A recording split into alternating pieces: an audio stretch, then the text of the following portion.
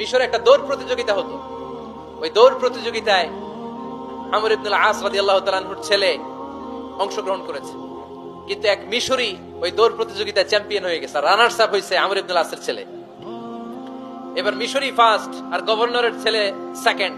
রাগের চোটে আমর ইবনুল আসের ছেলে ওই মিশরির মাথার মধ্যে কয়েকটা বাড়ি মেরেছে। মিশরি বলে, আমার মাল্লা কেন? তুমি খেলায় পারো না, আমারে মাল্লা কেন? কয়, আনা ইবনুল আকরামিন, আমি গভর্নরের পোলা, আমি যা বলবো এটাই হবে, আমার উপরে কথা নাই। মিশরি ওইখানে আর ঝগড়া বাঁধায় নাই, মনে দুঃখ নিয়ে মদিনায় চলে আসলেন। এসে বললেন, আমিরুল মুমিনিন, আপনি আমর ইবনুল আস রাদিয়াল্লাহু তাআলা আনহুকে মিশরের গভর্নর বানিয়ে পাঠিয়েছেন। একটা প্রতিযোগিতায় আমি চ্যাম্পিয়ন হয়েছি, ওনার ছেলে হয়েছে রানার আপ। কেন সে চ্যাম্পিয়ন হতে পারে নাই? এই কারণে আমার মাথায় লাঠি দিয়ে 3টা বাড়ি মেরেছে। বিচারটা দিছে কার দরবারে? কথা বুঝেন নাই বোধহয়? ওমর ফারুকের দরবার। ওমর ফারুক বললেন, তাই আগামী বছরের অমুক তারিখ আমি সব গভর্নরদেরকে ডেকে হিসাব নিতে, ওই দিন তুই থাকবি, পারবি না? মিশরে বলে, পারবো মানে অবশ্যই পারবো। ওই দিন 7 রাজ্য থেকে 7 গভর্নর হাজির, গভর্নরদের ছেলেরাও হাজির, মিশরীয় হাজির। 7 গভর্নরের কাছ থেকে 7 এলাকার খোঁজ খবর নেয়ার পরে ওমরে ফারুক বললেন, আইনাল মিসরি, মিশরি লোকটা কই, এদিকে আয়। মিশরি সামনে আসার পরে বলল, আমর ইবনুল আস, তুমি মিশরের গভর্নর, তোমার ছেলে সহ তুমি আসো। আমর ইবনুল আস এসে সামনে বসে রইলেন।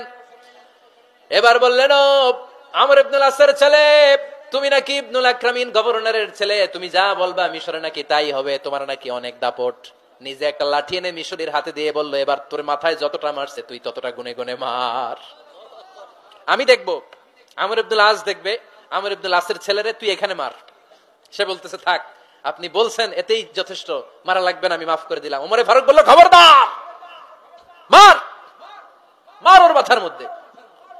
মিশরি ওমরে ফারুকের ধমক শুনে ভয়ে ভয়ে 3টা বাড়ি মারল।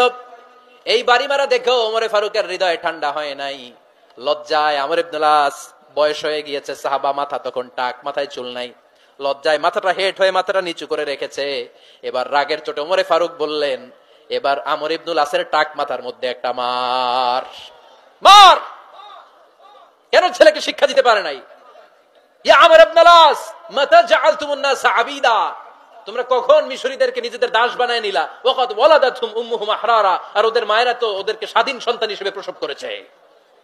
মানুষদের উপর ক্ষমতাগিরি করার জন্য গভর্নর পাঠাই নাই। খবরদার, জনগণ, তাদেরকে দেখভাল করার জন্য তোমাদেরকে পাঠানো হয়েছে, তাদের উপর কোন অত্যাচার করার জন্য নয়। চিল্লায় বলেন ঠিক কিনা? এরকম নেতা কয়টা লাগবে? কয়টা? ওই নেতার নাম কি? ওমর।